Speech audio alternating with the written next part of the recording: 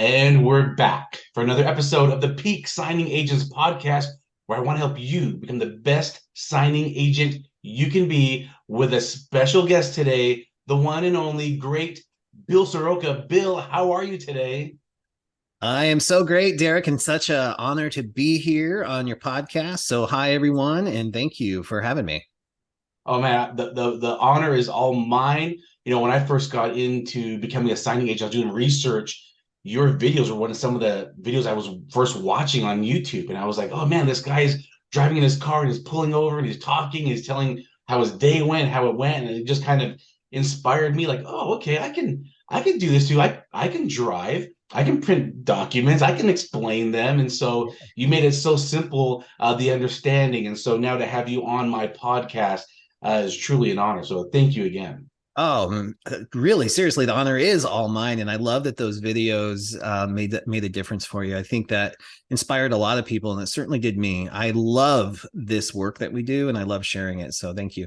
Yeah. Now, when did you start your YouTube channel? Oh, it's funny. I was just thinking that I'm like, gosh, I hope Derek didn't watch some of the first ones because those were terrible videos. But lesson one, right? You've got to perfection doesn't exist. You just got to do it. Right.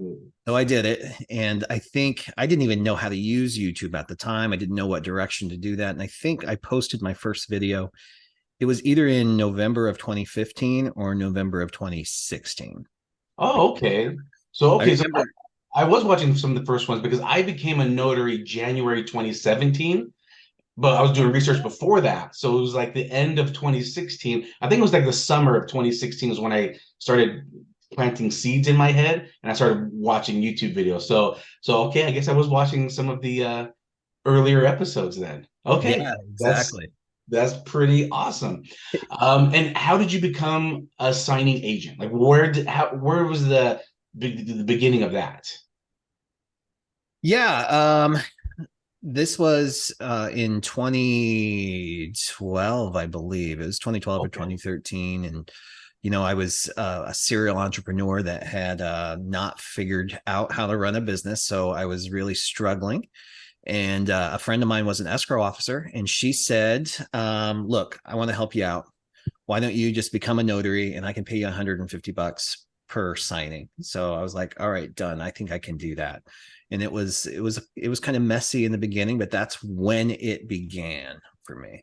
Aha, okay. And then it just kind of evolved to where it is today. All right, Yeah. we're just joined by Laura Biewer. Laura, how are you? Fantastic. Thanks for asking. Great. Well, thanks for coming on as well as a co-guest. Tell us a little bit about yourself and like how you became a notary. Well, uh, I wanted to leave the corporate world. I was a vice president of a nonprofit company and wanted to do something for myself. And who knew that that dream would lead me to open a 6-bed facility for elderly? That was my first job that I went out on my own. And in doing that, I found that my clients needed notaries, but notaries were not interested in coming to a facility to notarize. They felt that the people were slow, that they might not have ID, that they might not sign their name, they might not be alert and aware, and it just wasn't worth it for them. Okay. And so when I complained about that to a friend of mine putting herself through law school as a signing agent, she said, Laura, why don't you just become a notary yourself and you could take care of it? And so that's what I did. I became a notary and I couldn't take care of my own because I owned the business, but I was able to help other facilities and I was able to go to hospitals and I was able to go to skilled facilities. And I started out giving it away. I didn't make money with it. And Okay. then my friend said, now that you're doing this, why don't you think about loan signings? Because then you could make some money for when you don't have 6 beds, because you don't make money till bed 6. So I said, okay. And I shadowed her on a couple and said, okay, I think I can do this. And that's where that started. And so I was doing both running my facility and doing loan signings and giving away the hospital stuff. And I realized that I would not be able to work like this till retirement. And, the pen was a lot lighter than the people to pick up. And I decided that I would sell that business and just be full-time. And I started in 2004. And by 2006, when I sold, I was like crushing it. I was making big money. I was making more money than I ever made with the facility, and said this was the right move for me. And that lasted about a year and a half to maybe up to 2 years, because in 2008, we know what happened. And I almost lost everything at that point because I'd already sold that business. I'd already been out of corporate for 5-6 years. I just really didn't want to go back to that life. And I had to figure out pretty quick, what was I going to do? And that's when I thought, everybody needs notarizations, not just for loan signings and what we call general work at that time, which was everything else except loan signings, is where I focused. I said, let me be where nobody else is. They don't want to do this work. I want to do this work. And that's how I started climbing back to it. And what I found is that it wasn't really general at all, that each one had its own special requirements. And so I started calling it specialty work. And so there were special environments, special requirements, special documents. And as I became more knowledgeable about that, then they wanted to use me because I understood what it was about. Just like we have a specialty called loan signings, right? Yeah. We have training. And so I started building these different specialties. And of course, my favorite came along and it really replaced loan signings. And I although I do them on occasion, it's not really my business. My business is really specialty work. Aha, great. Well, and we're going to talk about that. We're going to get into some specialty notary work in just a moment. But it's interesting. We all three of us got involved in loan signings and notary work before COVID. Yeah. And then COVID hit, and the Fed said, let's drop interest rates, keep the economy going. And then boom, there was a boom in the real estate world, anyone involved in real estate. And now that boom has now ended, right? The market is normalizing. Interest rates are back to where they were, and maybe even going up right now. And we're seeing some changes. We're seeing a lot of people, a lot of notaries, I should say, getting out because they thought it was so easy, right? I just had to get my notary commission, sign up, and my phone was just blowing up with notifications. That's not the case anymore for most people. And so the two of you, along with Jen Nitzel, have created a training course on basically it's a certification course on becoming a Notary Trust Delivery Agent. So we're going to be talking about that because I'm getting a lot of questions asked to me about estate planning. So I thought this actually will be a great tie-in since I'm getting asked this question a lot. So I don't know who wants to tackle this question first. Who wants to maybe go into a brief description of estate planning and as a Notary Trust Delivery Agent? Those kind of two things there. Yeah, well, I love that. And so I think what I'll do is I'll kind of tell you what prompted this in the first place, and then I'll pass it to Laura, and Laura can share kind of some of the similarities and differences that a lot of notaries might see in this kind of work. So it was December 2021. I have been waiting for the other shoe to drop on this business since March of 2020, right? I thought when the pandemic hit, I was going to shutter my signing company. I was like, how are we going to do this? And then all of a sudden, what you just described happened, and it was a boom. And I knew it couldn't last forever. So I just feel like I've been trying to think ahead, plan ahead. December 21, I was thinking, what would I do without loan signings? How could I replace that revenue? And that's, I went through my toolbox or the resources I have at my disposal. And these living trust presentations are something I've done lots of. I love the work. It's a nice bundled fee, so I can match or meet the loan signing revenue. So I started digging in, and I went on this crazy blitz of a marketing campaign. But a lot of the feedback I was getting from estate planning attorneys as I was talking made it crystal clear that a lot of notaries didn't know how to navigate or orchestrate, as Laura says, a trust delivery presentation. So they were kind of timid about hiring.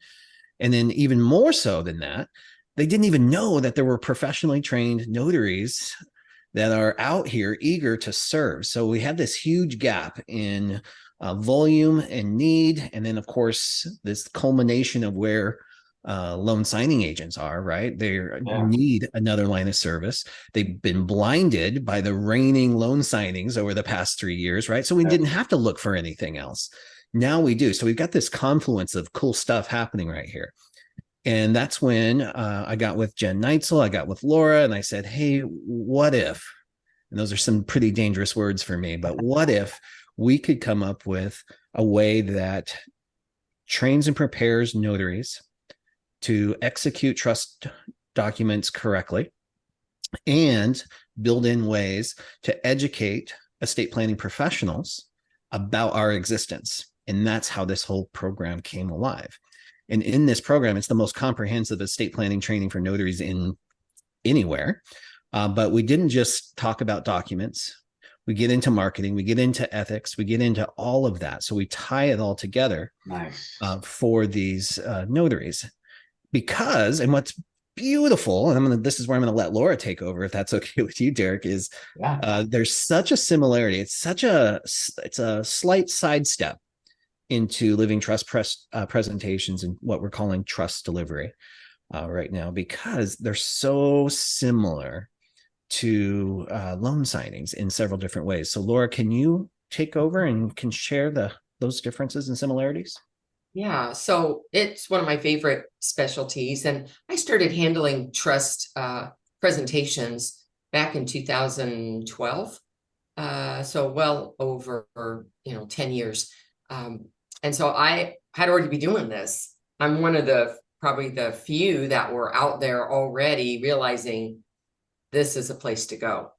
And so what was first of all important is let's talk about what's a trust presentation that we're talking about that requires some kind of additional training versus, hey, I got called for some estate planning documents. Okay. So estate planning documents sometimes are referred to when somebody has a power of attorney, a healthcare directive, maybe a last will. Those are 3 common documents that are done outside of a trust, and notaries get called by the public to, and they may have pulled it off the internet themselves, so they may have had an attorney help them. And those 3 documents are needing to be notarized, right? That's not a trust presentation. That's not what we're talking about. Right. So a general notary work. Right. That's just like, I have a couple documents, I need you to come notarize them. Yeah. What I'm talking about is something more similar to the requirements of loan signing, which is I'm being asked to orchestrate the appointment, which includes 6 to 8 common documents in them, starting with the trust document itself. It also include those 3 I already mentioned, but it also has a certification of trust. It's also going to have a deed to transfer property into a trust. It might have a guardianship. It might have an assignment. Say if you have a business that needs to be assigned to the trust. These are the kinds of other documents that put this together. And when I say put together, I mean literally, usually it's put together in a binder, right? And so they need somebody who knows what the functionality is of those documents to walk them through, confirm personalized information, collect signatures, notarize documents. And at the end, 90% of the time, the binder's just left with the client. And of course, they created the binder, so I'm not printing. I'm showing up either with the binder in my hand or they have it already. So already there's a couple little differences with loan signings. One is it's not often I'm asked to print anything. I show up with everything put together for me. Either they have it or I have, or they've shipped it to me. And that's a big piece of expense and time off the top that I don't need to deal with. The second thing that's different, of course, all the documents and their functionality are going to be different than what we see in loan signings, but the process is similar in terms of confirming personalized information and collection of signatures and notarization and or witnessing.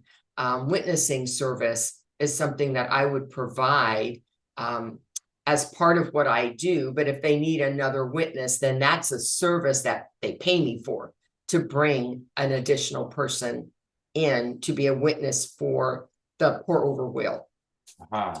And so those are kind of the similarities. I mean, I get called mostly from attorneys, although there are legal plans that they sell, right? They have attorneys either on staff or on retainer, and then they review the documents, and then the legal plan company is really the assembly house who pulls it all together and ships it out. So they hire notaries usually directly. They're not a signing service. They just service their business.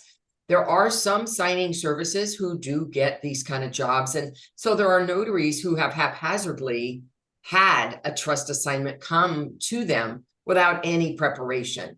And that's probably why attorneys think we don't know what we're doing, is because these notaries have been assigned to a signing service to come out and take care of something. And they're thinking, yeah, I can do that, but it's not the same. It's not exactly the same. The amount of time at the table is similar. Okay. The number of notarizations is, I think, fewer.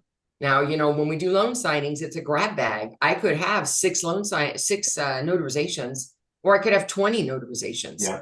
And the price is like the same, right? Yeah. It doesn't matter. So sometimes it's a good deal and sometimes it's not. With trust assignments, they are very similar to each other. Pretty much, you've got core documents, about 5-6 core documents you'll see all the time. And then depending on that person's estate, they may have some other additional documents. But pretty much we see that. Pretty much right now, the hiring happens through attorneys direct and or legal plans that do that. But we see that growing as people figure it out. Yeah, absolutely. And the attorneys are the ones who are printing that package, that bundle, you said, right? Mostly not, but if they did say, Laura, would you print that? That's an additional fee I can charge. Okay, got So it. I could assemble binders. I could do all of that if I wanted to. For those who want me to take that on, that would be an additional service for which I can charge. Witnessing service for which I can charge. So you can see there's a little more flexibility in where I make my fees. There's a base fee for going out there and taking care of it. And it's very, as Bill said, similar to loan signings. It could be down around 150. It could be up around 250, 300. As a matter of fact, sometimes it really exceeds loan signings, frankly, for the work that we have to do. Interesting. Yeah. And of course, I get paid at the moment. And that's the other kind of difference. I don't wait 30, 60, 90 days to get a check. My attorneys either pay me at the table, one attorney that ships me the binders, the check's in the binder for me. And the legal plan I work for, usually it's within 10 days or less, I get that check. Wow. So that payment plan is much different than loan signing. So there's some real differences there, but the differences are positives. They're great. Yeah. Interesting. Makes it very attractive.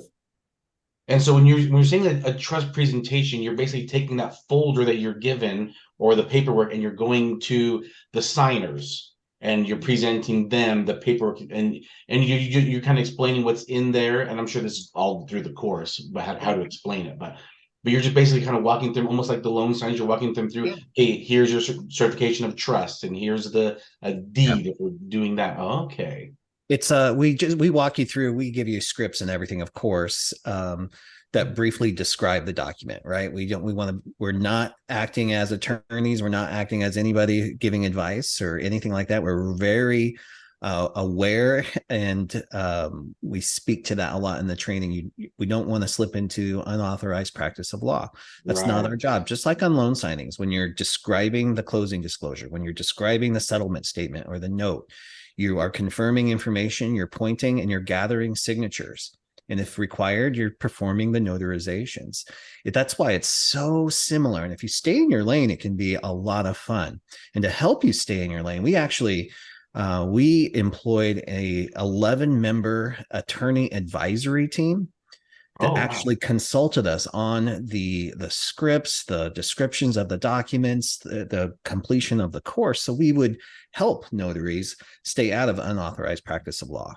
Aha. And if we just embrace that we're there as the notary and stay in our lane, it can go. It's actually a lot of fun. I love these appointments because they're typically pretty relaxed.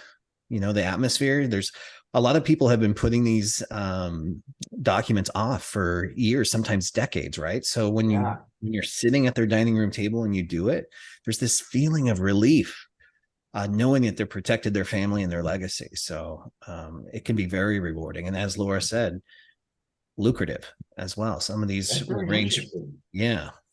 And is this happening in all 50 states? Yeah, Yeah. absolutely. And that's a really good question too, because when I talk about this on social media, I'll oftentimes hear people say, "Hey, notarization is not required on a last will and testament in my state, so this doesn't work here." And this is a really good example of what Laura was describing. A last will and testament is one document. What Uh-huh. we are talking about here is a portfolio of documents called a living trust. So in every single state, you can expect 6 to 8 notarizations per trust, sometimes more, sometimes a little bit less. Okay. And about how big is the package? Because loan signings can be anywhere from 100 to 200 pages. How about these trust packages? Yeah, Laura, what do you think? About 100 pages or less? A trust document itself is around 30 pages, and then you've got 8 to 10. Yeah, I would say about 100 pages. But it really, the work for us isn't the number of pages because we're not printing them. Yeah. The work for Right. us is the collection of the signatures, which in the will, you're collecting signatures and witnessing, and in the other 5 or 6 documents, you're notarizing the signature. There is a lot, to me, a lot less work really going on. Remember, in loan signings, every package is really different in terms of how many different documents are in there. Even now, if I were to Right. do a loan signing, I know there's going to be documents I haven't seen before because they keep changing them. What's Uh, nice about this is even though the notarization rules may be slightly different from state to state, the documents are the same in a trust. Doesn't matter what state you're in. You're going to have a trust document. You're going to have a pour of will. You're going to have a certification of trust, a power of attorney, healthcare directive. You're going to have a document that funds the trust and puts something in it. I don't care what state you're in, that's going to happen. Is the wording going to look a little different? Could be for that state's rules. Could you have a jurat instead of an acknowledgement? Could be for that state's rules. But look how similar it is. And I've handled out of state trust for Texas and for other states because they happen to be in California at the time. It's the same kind of documents. And that's knowing that you could learn these 6, 8 documents and feel like, I've seen 90% of what I'm going to see. Yeah.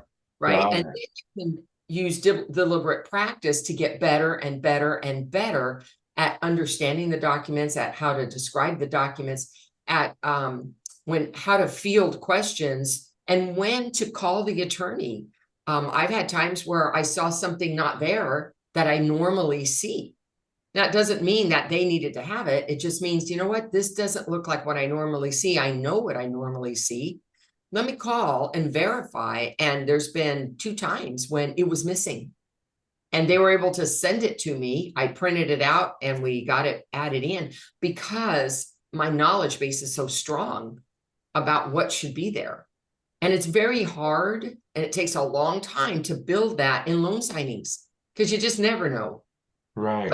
Every escrow office is different. Every lender is different. You just never know what you're Exactly. stepping into. Yeah. But you don't have that.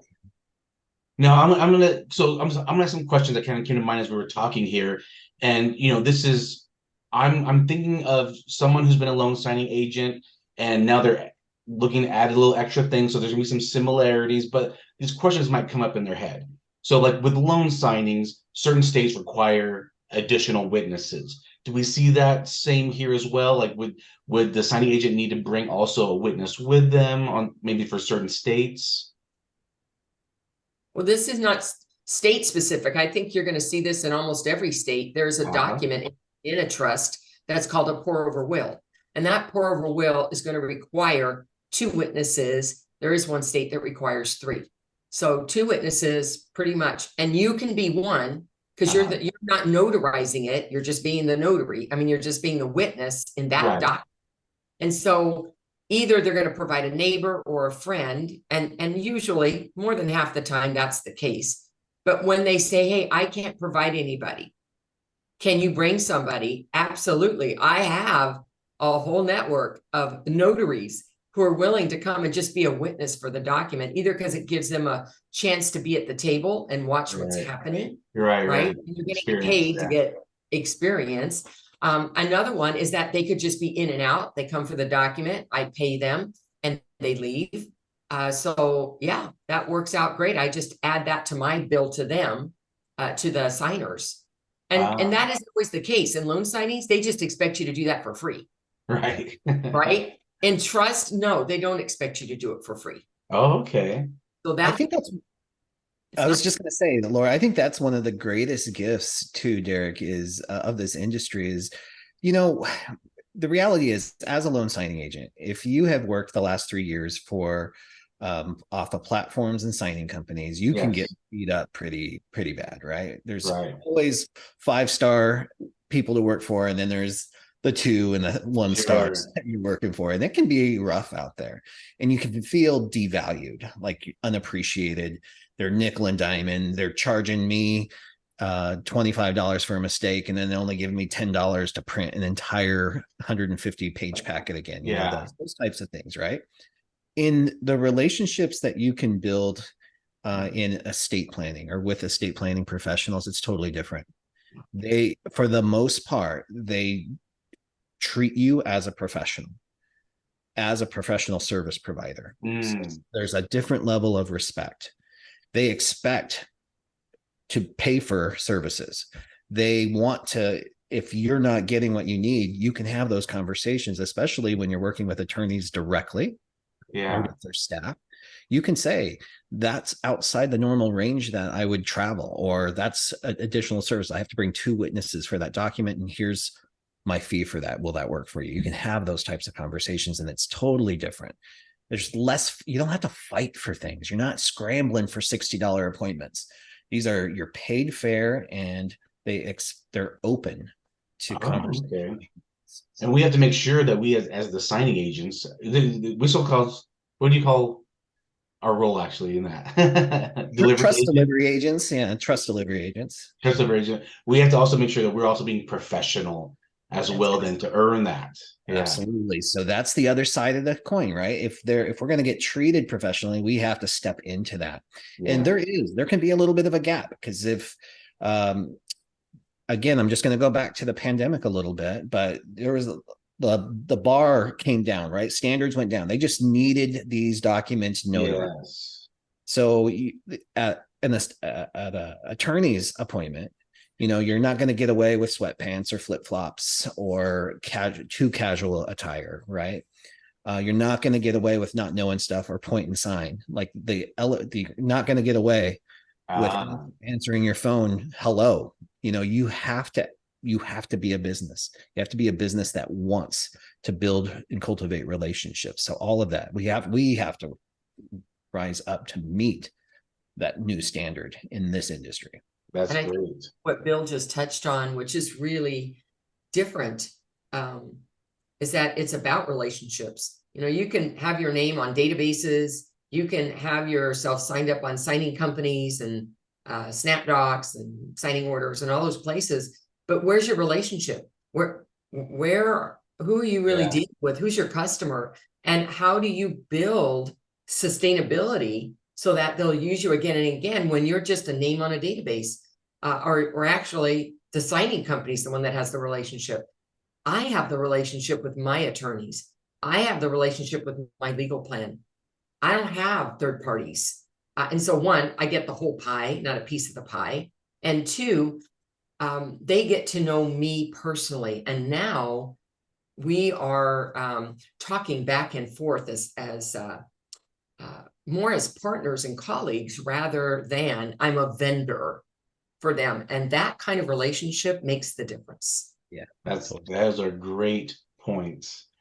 You know, again, just some questions that signing agents might ask, or, you know, there are attorney states. You know, in the East, right? And so, attorneys do the loan signings. Is there anything like that similar in the trust delivery? So, Yeah, go ahead, Laura. okay, so great news. And I hear not just that question, but others, because they come from the loan signing world, Uh-huh. they think everything applies. Right, The right. 30 states apply for loan signings because there are states where the attorneys are the ones in charge of not just preparing documents, but the whole enchilada, the whole thing. And so you have to be under the supervision of an attorney when you're presenting. We don't have that with trusts. That's not a thing. There's Ah, attorney states, because in every state, attorney prepares all the documents, but they don't have to be the one that presents the documents to the signers. So that's a good thing. that's fantastic. So people in those attorney states in the back east in the south, that's great news. Yeah.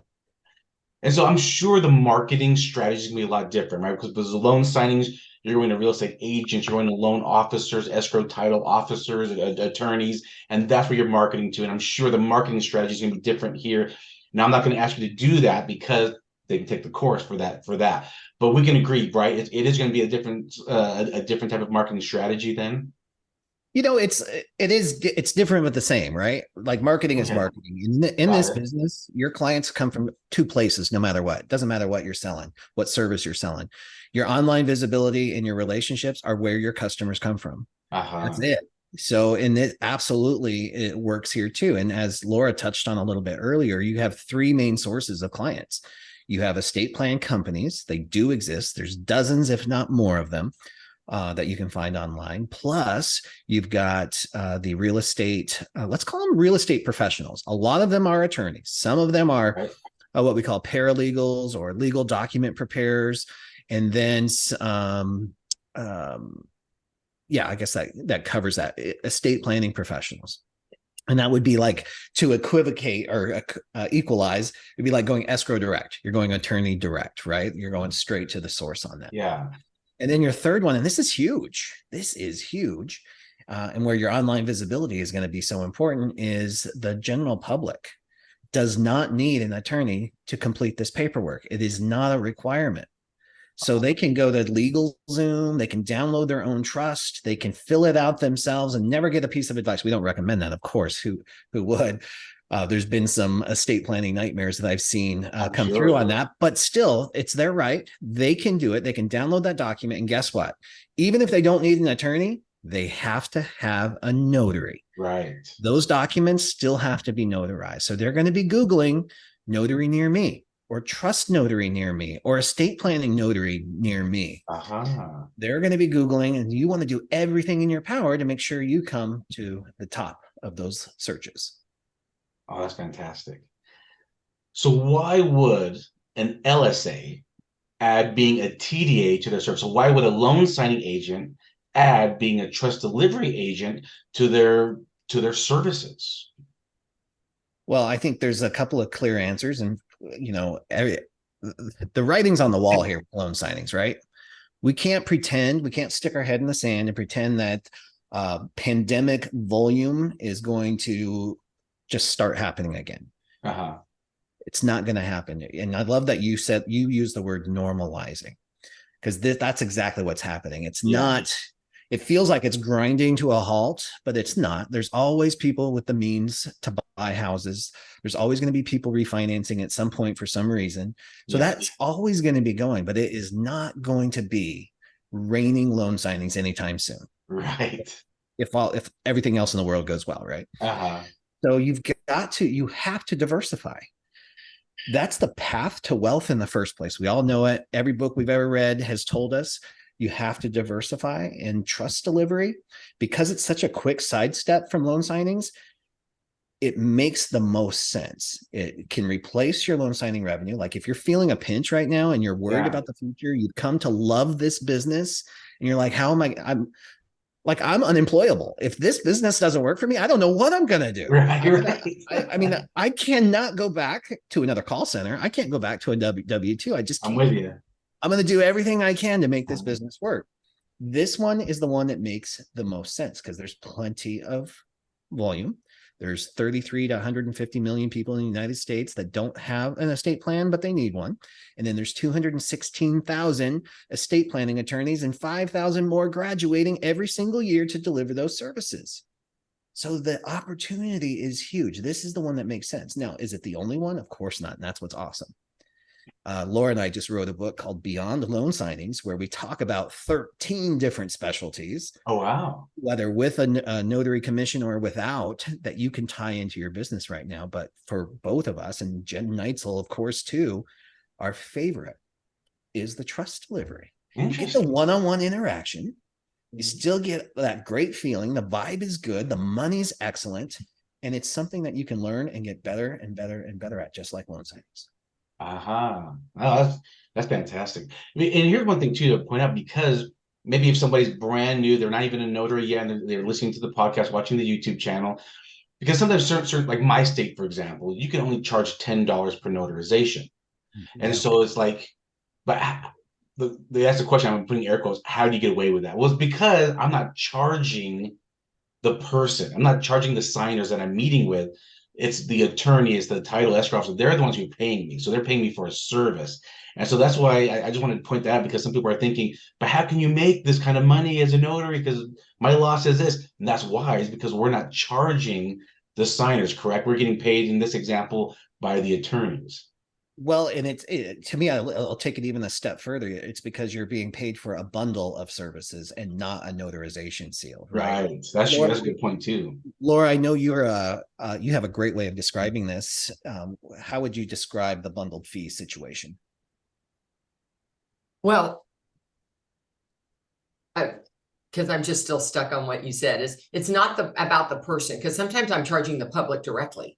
And I still get to charge more. So it's not about who I'm charging. It's about what I'm charging for. And I want about all of the services that we're bundling into one fee, which include travel. That's one of them. It includes the orchestration of the appointment, collecting the signatures and notarizing signatures. It may include scanning. Some, not all, but some of mine want me to scan the signature page and certificate only back to them. If they want the whole thing back, then I'm going to be a courier to do that. So you can see there are a lot of different services. The witnessing service, all of those I bundle up into a fee and say, for this much money, I do all of it for you. Now that isn't just the $10 per deal or $5 per or $15 per. I'm not worried about that. I'm really looking at my time and effort to accomplish all of those different services. Fantastic. For that reason, Derek, that's what makes it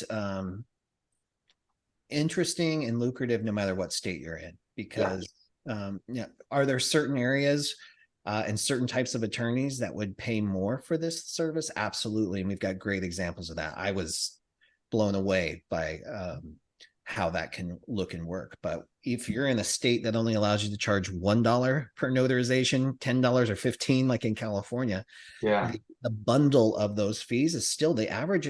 Like we use $100 to $300, somewhere in that range is what you're going to be compensated when you go attorney or company direct for a full living trust presentation. Remember, that's not just for estate planning documents or POAs. That's for a full portfolio of documents called a living trust presentation. And that's what makes it so exciting. Oh, that's great. I'm writing a lot of notes down, and I hope people that are watching and listening, I hope you take a moment, because maybe you're driving, maybe you're working out, maybe whatever it is, maybe rewatch, maybe re-listen to this, take some notes, because I'm taking a lot of notes down. This is great information. I'm taking the course right now myself, and it's very digestible. It's simple. It's a few video modules, and then you go to the next one, you go to the next one. I like that because, like you mentioned, Bill, it's bite size. I can sink my teeth into it and kind of get through the process. And so I'm actually enjoying watching your training course. And just so everyone knows, I will put a link in the description for that training course so that you guys can click on that link as well. and go to it. Is there anything else that either one of you want to comment, make a statement on, that maybe we haven't covered yet? Well, yeah, I think one thing that I'm pretty passionate about is the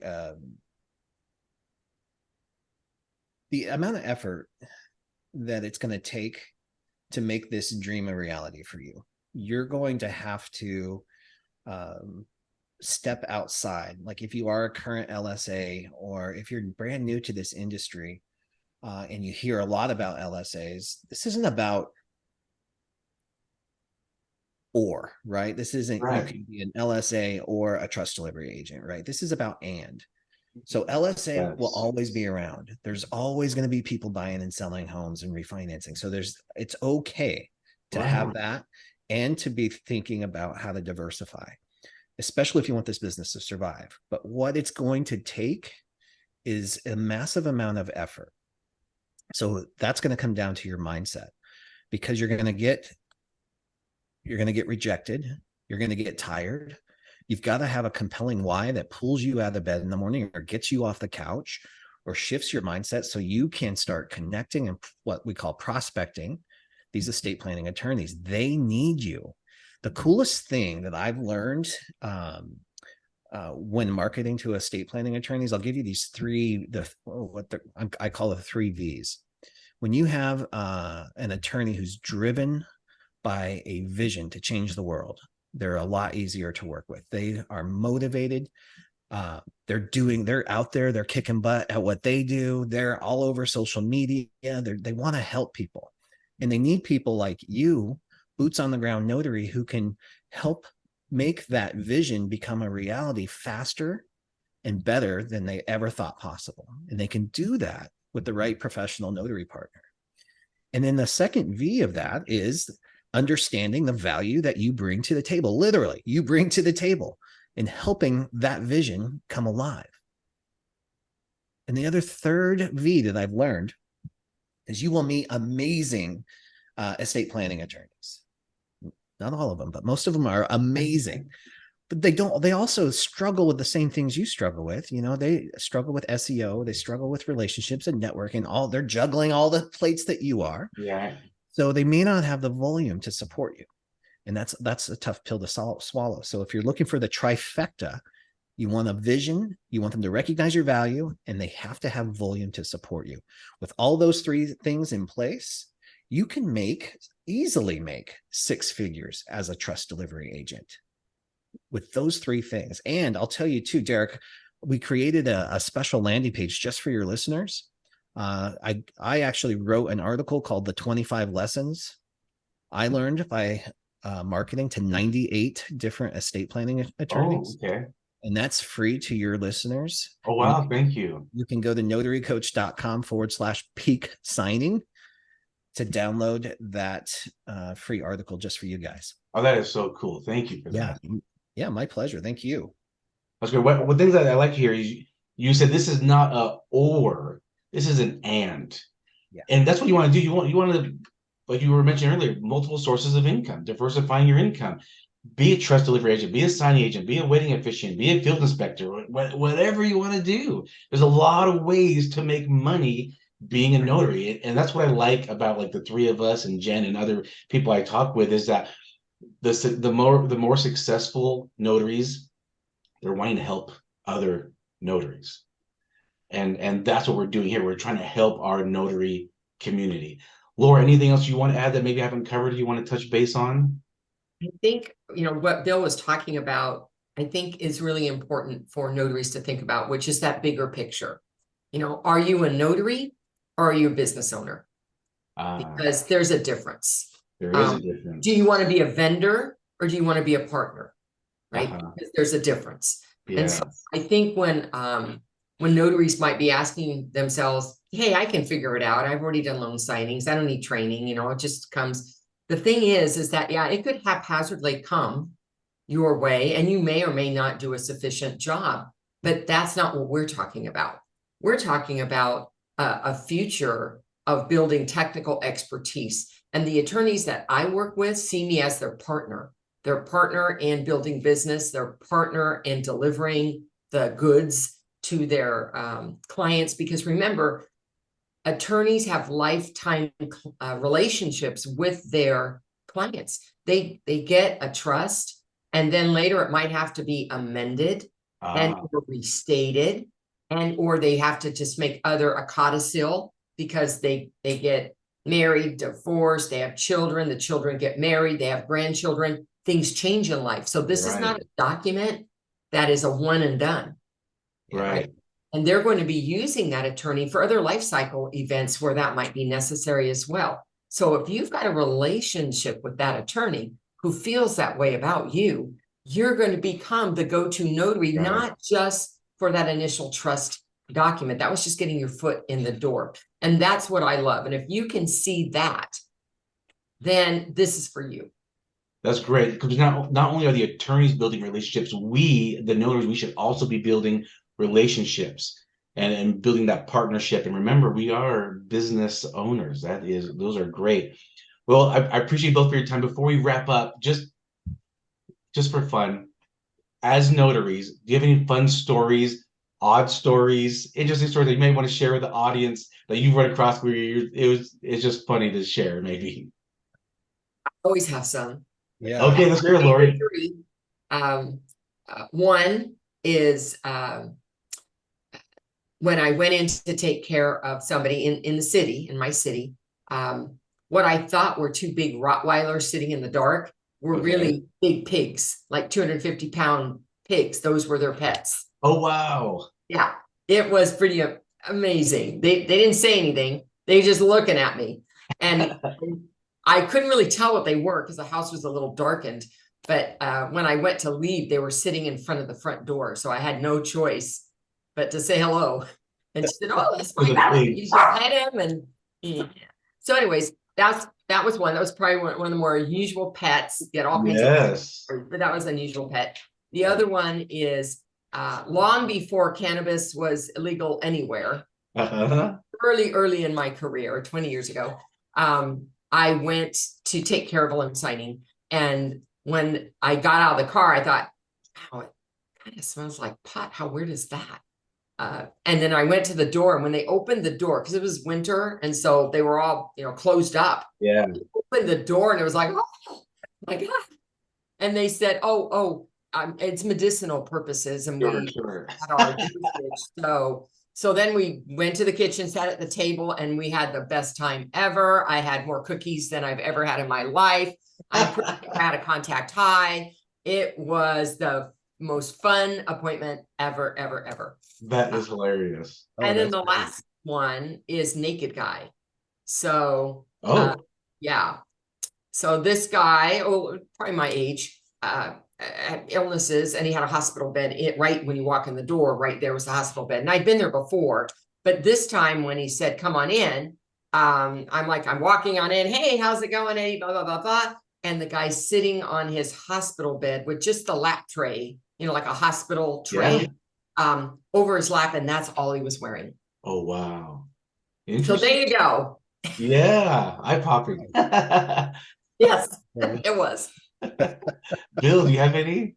Oh man. Okay. So I have so many of some I've slipped and fallen. Sometimes I have gone through an entire appointment with food in my beard, and you don't realize it until you look in your rearview mirror after the appointment. But I think the dumbest one that I did was I rang a doorbell, and as I'm waiting, there's a sign that says, "Do not pet the dog. He will set a trap. He will make you think he wants you to pet him. He will roll over.